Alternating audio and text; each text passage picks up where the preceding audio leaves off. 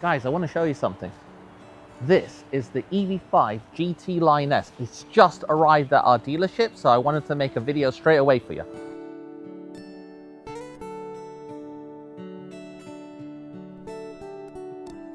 So, talking about design, there's a new big brother on the scene, which sort of like sits in between the EV9 and EV4. So just like both cars have been winning lots of design awards, this car will too, because the design complements that. Digital star map, tiger face, a wonderful sweeping design, all the lines are excellent, and then it really complements the overall shape and presence that the car has on the road. It has 400 volt architecture, so 10 to 80% is 30 minutes, and then when you're charging at home, about 9 hours, roughly. It's a very nicely designed, the charging port, because it opens away now, so it doesn't have that traditional normal opening from the side like a door. It sort of matches the cladding and blends in really nicely when you close it. It's got normal charging for most sort of curbside home charging and DC fast charging, and a very clear indicator. There's a button here as well that closes the flap for you, and as you can see, it blends in really nicely with the bodywork.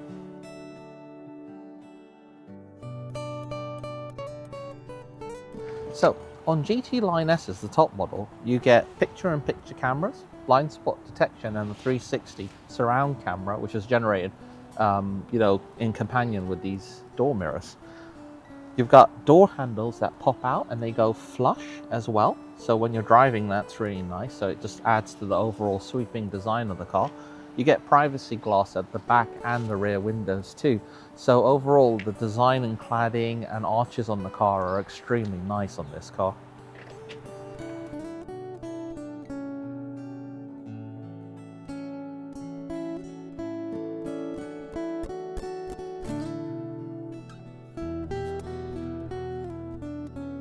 So I'm really impressed by the interior space. So based on the prototype and also the pre-production model that came on the launch event, the production model that's now the UK spec one that you can buy now is exactly the same as what I saw. Very spacious with legroom, headroom. The electronic global modular platform is again on the bottom of the car, so you get fantastic seat space. So the rear seats have a separator, so the bottom of the seat moves forward as the top part of the seat comes down, making it the most flush it's ever been on any of the Kia. So it's great for storage solutions and kind of if you're moving or doing DIY projects. It's got the connected cockpit and the dual screen layout just like the EV4 and EV3 and the updated EV6, so you can use wireless Android Auto and Apple CarPlay. On the top level GT Line S, you get the heads-up display. You can use the car as a Wi-Fi hotspot, so everyone can have their devices connected via the app on the store. You can also change the theme, so if you like Marvel characters, Disney characters, you can change the style of the interface and OS. You've also got biometrics, so you can use your fingerprint to start your profile, and you can have a digital key. It's got a wireless phone charger. The heads-up display is much faster now and has more information on it, and the connected cockpit and AI will help you find charging stations really quick and also precondition the battery so the battery's warm when you get there.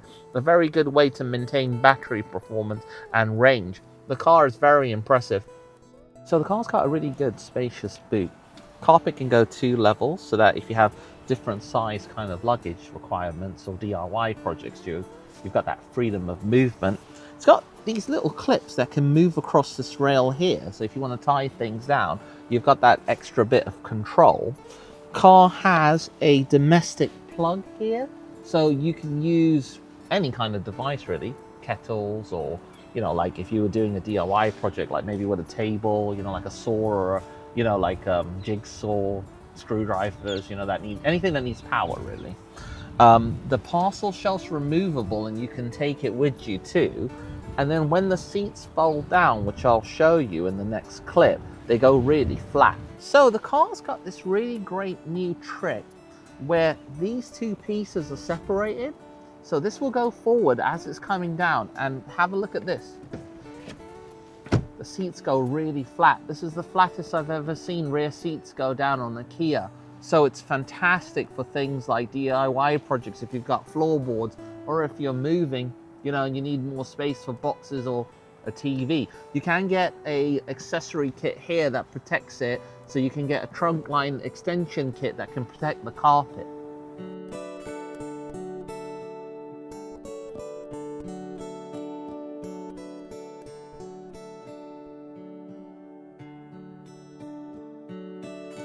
So driving this car is really nice. It's very comfortable.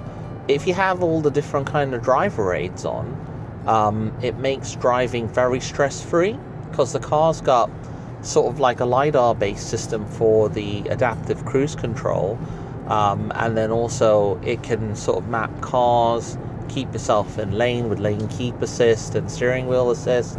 Overall, it's not lumpy at all when it's going over bumps. Acceleration is instant and very smooth, which is what you would expect from an electric car. Handling is very good. Suspension's great for the bumps.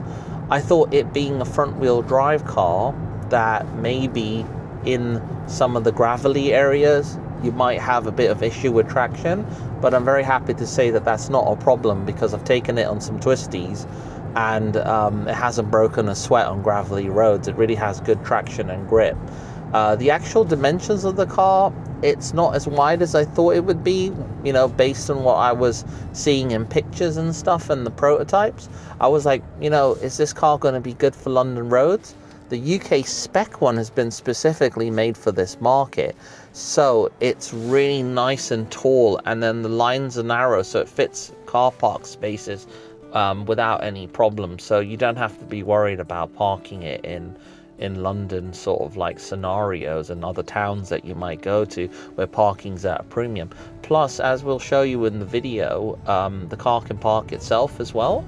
So you have this thing called remote parking assistant too, where you can feather the car forward and back and shuttle it with the remote control fob. And also you can sit in the car and the car will basically park for you. So it'll do perpendicular and parallel parking for you. And that's a welcome addition to the car, which was similar to what the EV6, EV9 and, you know, Seeds used to do. So yeah, I'm very impressed by it. The tri-spoke steering wheel is exactly the same as the EV3 and the newer EV6, so it's extremely comfortable. I really do like what Kareem Habib and the design team overall have done with the actual overall styling profile of the car. The visibility is great. The mirrors are nice and big. You sit just high enough to be looking over the bonnet. The bonnet's got this really nice scallop design, you know, so it has a little bit of a cut in between the two sides of the bonnet, which gives you great visibility right in the center. And the heads-up display is really nice, so they've kind of improved the software package, so it's a lot faster. I've actually seen subtle differences between this and the EV9 in the sense that the software boots up faster, and then the parking assist is a little bit quicker, so that's a nice thing. And then the other cars will only get better as well because of the OTA software updates. Another great thing is that you can actually watch movies on this car in a kind of cinema mode, where the seats will sweep back and the lighting of the interior will dim a little bit to give you a bit of a cinema effect. And then there's obviously a relaxation mode, and you can turn the car into a hotspot. So overall, I'm very impressed by the interior space, the charging and ports that you have on offer, and the ergonomics and connectivity of the car.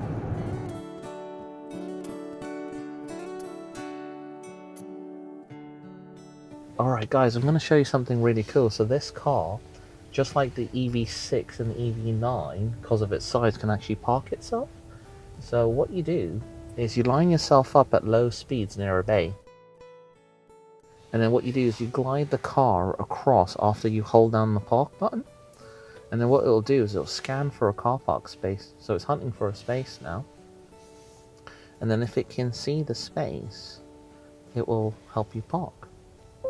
There you go, so it found it, yeah? Alright guys, so I'm going to basically have the car do the parking. So you press this button here, you use smart parking, because you can also do it when you're standing outside as well. Now have a look at this. It will basically map out the parking space, and it confidently wants to go between those two cars. So let's see how it gets on.